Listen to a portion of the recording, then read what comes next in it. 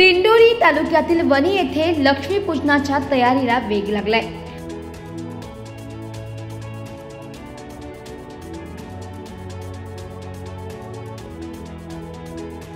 सध्या गावातील मूर्तिकार लक्ष्मीच्या मूर्ती बनवण्याच्या कामात गुंतले असून गेल्या 2 दिवसांपासून सूर्यनारायणाच्या दर्शनामुळे मूर्ती सुकवण्याच्या प्रक्रियेला गती मिळाली।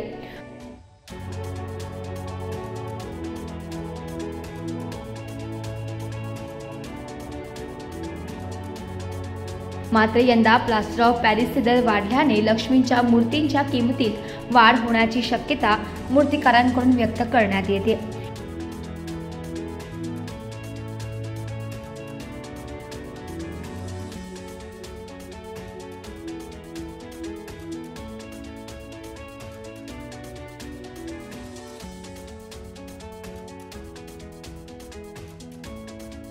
वणी गावातील मूर्तिकार गेल्या अनेक वर्षांपासून लक्ष्मींच्या मूर्ती बनवण्याचे काम करतात।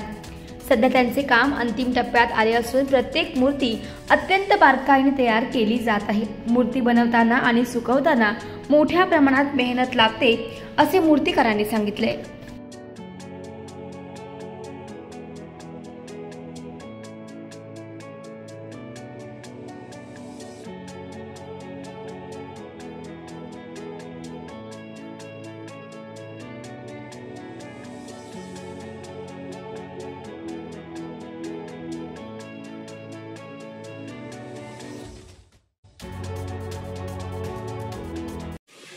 दुर्गेश निवृत्ती पवार।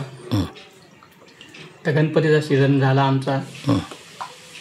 गणपतीनंतर नवरात्राचा काय 15 दिवसाचा सीझन, नंतर दिवाळीचे 15 दिवस। त्याच्यात पावसामुळे माल वाळत नाही, तर शक्य होईल तेवढा माल बनवलाय।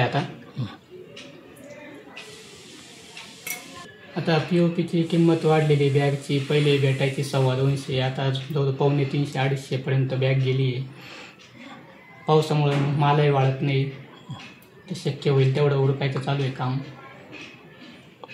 बोला। आमच्याकडे 4 इंचापासून 4 ते 5 इंचापासून ते 1.25 फुटापर्यंत मूर्ती असते लक्ष्मीची। जवळजवळ आमच्या 2000 मूर्ती राहतात दरवर्षी। गिरायक अजूनही 5000 मूर्तीचं गिरायक आहे, 10,000 मूर्तीचं गिरायक आहे, पण तेवढं काम उरकत नाही।